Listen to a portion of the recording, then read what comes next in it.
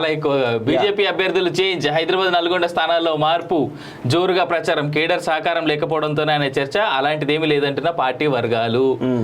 So ఇది కొంచెం చర్చ జరగాల్సిన మా కాకెందుకు కనబడ్డాడు పైన చూద్దాం. రైట్.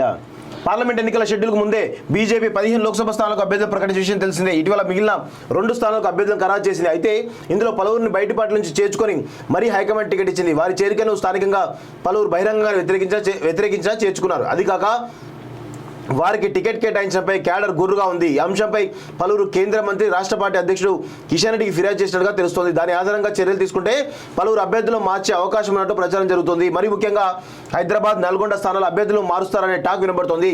బీజేపీలో ఇటీవల చేరిన బీఆర్ఎస్ మాజీ ఎమ్మెల్యేలు శానంపూడి సైదిరెడ్డి, ఆరు రమేష్ చేరారు. అయితే ఇరువురు గతంలో బీజేపీ నేతలపై దాడులు చేయించడంతో ఆయా సెగ్మెంట్లో స్థానికంగా ఉన్న క్యాడర్ ఆగ్రహంగా ఉంది.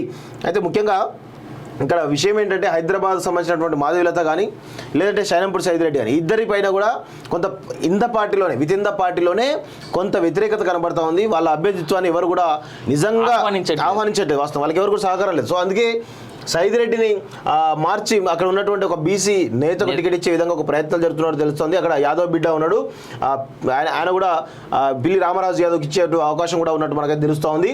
అదేవిధంగా మరి అదే తేరా చిన్నప్పరెడ్డి పేరు కూడా వస్తుంది. ఆయన నిన్న ఎమ్మెల్సీగా కూడా రిజైన్ చేయడం జరిగింది, ఆయన పేరు కూడా వస్తుంది.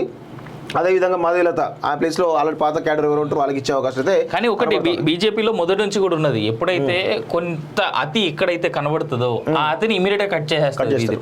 అండ్ ఇంకోటి ఏంటంటే బీజేపీలో ఇంకొక ఉన్నతమైనటువంటి ఆలోచన అనుకోవాలా, ఇది మంచిదో చెడో నాకు తెలియదు కానీ కొన్నిసార్లు మాత్రం సర్ప్రైజ్ ఇస్తా ఉంటది బీజేపీ. ఫస్ట్ ఒకరి పేరు అనౌన్స్ చేస్తుంది, దాన్ని సైలెంట్ గా వేరే వాళ్ళకి ఫోన్ చేసి చెప్పేస్తారు పైనుంచి, అరే టికెట్ నీకే అనౌన్స్ చేసినాం అంతే, నువ్వు సైలెంట్ గా ఉండు అంటారు. పొరపాటు వీని దగ్గర నుంచి లీక్ పోతుందా లేదా అని వెయిట్ చేస్తారు. ఈ దగ్గర నుంచి లీక్ పోయిందంటే వాళ్ళకే లీక్ పోలేదా, సైలెంట్ ఉన్నాడా గుమ్మ అనకుండా. ఇప్పటిదాకా ప్రచారం నీకోసమే జరిగింది, పార్టీ కోసం జరిగింది, నువ్వు సైలెంట్ గా టికెట్ తీసుకొని ఏంటది ఈ బీఫామ్ తీసుకొని పోయి ఆడైపో అంటారు. ఇట్లా ఒక ఆంధ్రప్రదేశ్ ఒక సెంట్రల్ మినిస్టర్ ఆంధ్ర నుంచి అవ్వాల్సినటువంటి వ్యక్తి కూడా ఇదే జరిగింది.